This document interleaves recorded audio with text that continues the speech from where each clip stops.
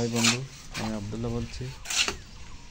আমার এখানে কাজ চলছে। এখন মিস্ত্রি এখন কুলিং প্যাডের সাইডে জলের ট্যাঙ্ক কাজ করছে। প্লাস্টার নেট করবে। জলের ট্যাঙ্কের সাইজ 5 ফুট চওড়া, 11 ফুট লম্বা। প্লাস্টার নেট কাজ হয়ে গেলে ট্যাঙ্কের উপর দিয়ে একটি 4 ফুট স্ল্যাব দেওয়া হবে। তার উপরে কুলিং প্যাড বসানো হবে। ঘরটি চওড়ায় 40 ফুট, লম্বা 111 ফুট। এই ঘরে 3 প্লেটে বক্স ফ্যান 3 পিস বসানো হবে।